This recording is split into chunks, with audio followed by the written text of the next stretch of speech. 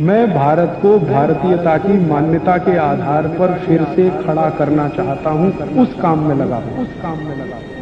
और एक वेग के बारे में उन्होंने कहा है जिसको रोकने की कोशिश कभी ना करें।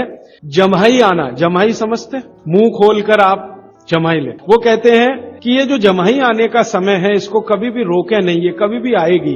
ये कब आती है? जब भी आपके, अब मैं आपका आधुनिक विज्ञान इसमें जोड़ रहा हूं। भागवत जी ने जो कहा वो आपको देर में समझ में आएगा, आधुनिक विज्ञान जल्दी समझ में आ जाएगा। ब्लड में ऑक्सीजन की मात्रा जब भी कम हो जाएगी जम्हाई जरूर आएगी। एक्स्ट्रा ऑक्सीजन लेने के लिए मुंह खोलकर आप जो है जम्हाई लेंगे तो ये एक्स्ट्रा ऑक्सीजन जाने के लिए है।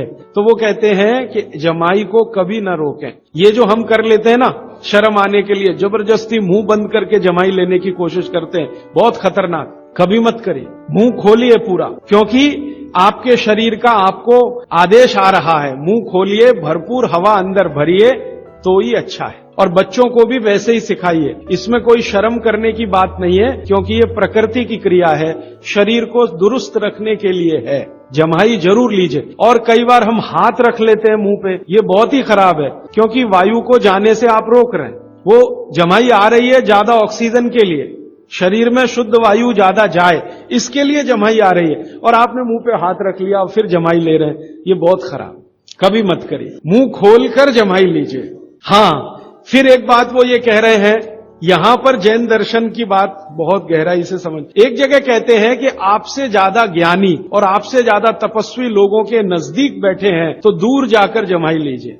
माने इसको मैं ऐसे समझाऊं, किसी महाराज साहब के पास बैठे हैं जो दोनों ही स्थिति में आपसे ज्यादा तपस्वी भी हैं और ज्ञानी भी हैं, तो उनके पास बैठ के जम्हाई कभी मत लीजिए। आप उठ जाइए, कहीं दूर कोने में चले जाइए। लेकिन वेग बंद हो तो उसके लिए फिर दूसरा है, वो मजबूरी का है कि जेब से रूमाल निकालिए, कोशिश करिए, क्योंकि आपकी जम्हाई उनको तकलीफ करने वाली है। आप जब, ये तो आप जानते हैं प्रकृति का नियम है कि जितनी ऑक्सीजन लेंगे उतनी कार्बन डाइऑक्साइड तो निकलेगी, नहीं तो स्पेस बनेगा नहीं ऑक्सीजन के लिए। तो आपकी जो कचरा वायु है वो महाराज जी को क्यों दे रहे हैं? क्योंकि आपकी कार्बन डाइऑक्साइड महाराज जी की तुलना में बहुत कचरा है, क्योंकि सब तरह के कुकर्म आप करते हैं। तपस्या आपके जीवन में है नहीं ज्यादा, संयम आपके जीवन में है नहीं ज्यादा, और लोभ, लालच, मद, मोह, काम, क्रोध सब कुछ आप में भरा हुआ है, और उनका जीवन बिल्कुल इन सब कषायों से परे है। तो उनके सामने जो आप कार्बन डाइऑक्साइड निकालेंगे वो उनको तकलीफ कर दे। इसलिए वो कहते हैं कि अपने से ज्ञानी और तपस्वी लोगों के पास जब भी आप बैठे हों तो जम्हाई ना लें, दूर जाके लें। और कुछ मजबूरी हो जाए तो ये मैं जोड़ रहा हूं, भागवत जी ने नहीं कहा कि आप मुंह पे रूमाल तो कम से कम रख लें। हाथ रख के जम्हाई महाराज जी के सामने ही लें, ऐसा कहो। बाकी जीवन में लेने की आपको जरूरत नहीं। अब एक और वेग है जिसको कभी ना रोके, नहीं तो बहुत तकलीफ आएगी। मूत्र का वेग। मूत्र वेग कभी भी रोकने की कोशिश ना करें। जब भी आपको ऐसा लग रहा है कि मूत्र आना ही चाहिए या शरीर सिग्नल दे रहा, तुरंत उस वेग को निकालिए। और मैं अब आपको आधुनिक विज्ञान कहता हूं, पहले भागवत जी की बात करें। वो कहते हैं कि ये मूत्र वेग को कभी भी रोकेंगे तो रक्त के सारे विकार आपके शरीर में आएंगे, रक्त के सारे विकार आपके शरीर में आएंगे। अब मैंने ये एक एक्सपेरिमेंट मेरे ऊपर कभी किया था कि मैं मूत्र का वेग रोकूं, फिर देखूं क्या होता है। तो तुरंत मैंने महसूस किया कि शरीर पे दबाव बढ़ गया, प्रेशर बढ़ गया शरीर पर, शरीर के हर हिस्से पर प्रेशर बढ़ गया। फिर मैं तो मरीज का इलाज भी करता हूं, तो बहुत मरीज मेरे पास ऐसे आते हैं जिनको पेशाब नहीं आ रही है। तो सबसे ज्यादा तड़प उनकी जिंदगी में मैंने तभी देखी है जब उनकी पेशाब रुक जाती है, मूत्र रुक जाती है। वो कहते कुछ भी करो, ये रिलीज करो, क्योंकि ये रोकना ठीक नहीं है। इसलिए मूत्र के वेग को नहीं रोकें। इसमें हर तरह से दबाव शरीर पे पड़ेगा, सब तरह की ग्रंथियों पर दबाव बढ़ेगा, रक्त पर दबाव बढ़ेगा, हर तरह से दबाव बढ़ेगा। तो मूत्र को रोकने की कभी भी कोशिश ना करें, जब आए तब जाएं। अब आपके मन में एक प्रश्न आ सकता है कि जी बार बार मूत्र आए तो, हर 10 मिनट में आए, हर आधा घंटे में आए, और 1-2 बूंद आए फिर नहीं आए, 1-2, तो आप समझिए कि कोई बीमारी के शिकार हैं आप। अगर खुलकर पूरा मूत्र आ रहा है तो कोई चिंता की बात नहीं है, लेकिन रुक रुक के आ रहा है, 2-3 बूंद आया फिर रुक गया, फिर 2-3 बूंद आया, तो आप बीमारी के शिकार हैं। तो ऐसी स्थिति में आप किसी विशेषज्ञ की मदद लें। वो जो 15% वाला हिस्सा है ना, वो यही है। ऐसी स्थिति में किसी विशेषज्ञ की मदद लें और वो आपको मदद कर दे मूत्र को निकालने में, तो बहुत अच्छा है। दवा की मदद से, औषधि की मदद से ये बहुत आसान है, बहुत संभव है। बहुत आसान है, बहुत संभव है। अब थोड़ा आगे बढ़ें। इसी तरह से वो कहते हैं मल का वेग कभी न रोकें।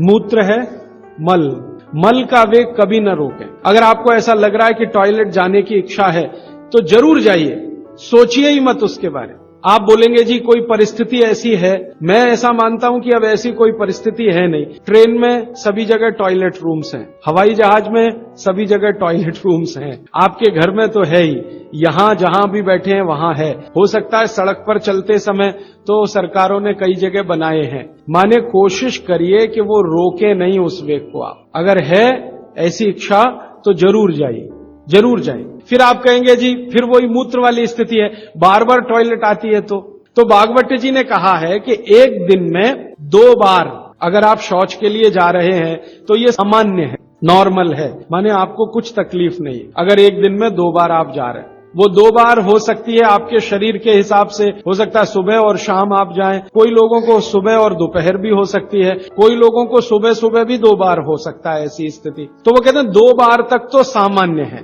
3 बार जब आप करेंगे 2 से 3 तो वो कहते हैं थोड़ा असामान्य है, और 3 के बाद तो जाना ही नहीं है। अगर जा रहे हैं तो कोई बीमारी है, विशेषज्ञ की मदद लीजिए और उसको ठीक करें। तो मल के वेग को ना रोकें, मूत्र के वेग को ना रोकें, जम्हाई आ रही है तो ना रोकें, हंसी आ रही है तो ना रोकें, प्यास लग रही है तो कभी भी अपने को ना रोकें। मैंने कुछ बता दिए, बाकी आप चाहें तो पढ़ लेना किताब में, क्योंकि समय कम है। हर बार मुझे यही लगता है कि क्या छोड़ूं क्या बताऊं। थोड़ा इससे आगे बढ़ें तो आपके जीवन के बारे में वो ये कह रहे हैं कि ये एक वेग ऐसा है जिसके बारे में साधु संत और महंत, साधु संत महंत तपस्वी तेजस्वी ये लोग ही हैं जो उस वेग को रोक सकते हैं, बाकी के लिए नहीं है। वो जो साधु है, संत है, महंत हैं, उनके लिए ये है कि वीर के वेग को रोकें, और गृहस्थी जीवन चलाने वालों के लिए है कि वो कभी भी न रोकें। इस पर भागवत जी ने बहुत लंबी व्याख्या की है। साधु संत महंत महाराज साहब ब्रह्मचारी तेजस्वी तपस्वी इस तरह के लोगों के लिए उन्होंने निर्देश किया है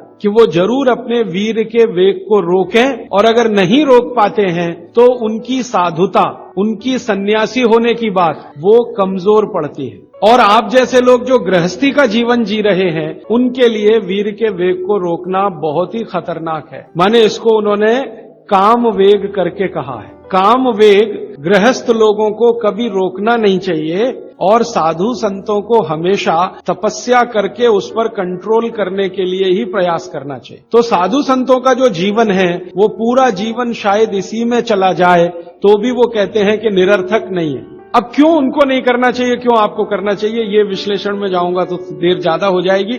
आपको संकेत रूप में मैं आपसे कह रहा हूं कि वीर का वेग, काम का वेग, वो कहते हैं सबसे खराब वेग है जो रोका तो आपके लिए, और साधु संत महंतों के लिए कहते हैं कि अगर उन्होंने नहीं रोका तो उनके लिए सबसे ज्यादा खराब। तो उनका प्रयास पूरे जीवन भर ऐसा होना चाहिए जो उसको रोक। अब उस प्रयास में ही उनकी दिनचर्या, उनकी ऋतुचर्या और उनकी आहारचर्या शामिल है। भागवत जी ने कई सूत्र लिखे हैं कि जो सन्यासी हैं, संत हैं, महात्मा हैं, उनकी दिनचर्या, ऋतुचर्या, आहारचर्या आपसे भिन्न है, होनी ही चाहिए। और आपकी दिनचर्या, ऋतुचर्या, आहारचर्या साधु संत और महात्माओं से भिन्न है, जो होनी ही चाहिए। दोनों जगह भिन्नता है, वो जान लेने के लिए आवश्यक है। तो हम कहते हैं ना, साधु संत और सन्यासियों के भोजन तीखे मसाले वाले ना हो, एकदम सादगी पूर्ण हो, ज्यादा उसमें घी तेल ज्यादा इस्तेमाल ना हो, वगैरह वगैरह। तो और आपके लिए बिल्कुल उल्टा, आपके भोजन में तीखे मिर्च मसाले हो तो चलेगा, घी तेल बहुत ज्यादा हो तो भी चलेगा। तो गृहस्थियों के लिए जो जीवन है आहारचर्या, दिनचर्या और ऋतुचर्या का, और साधु सन्यासियों के लिए जो जीवन है दिनचर्या, दोनों में बहुत अंतर है।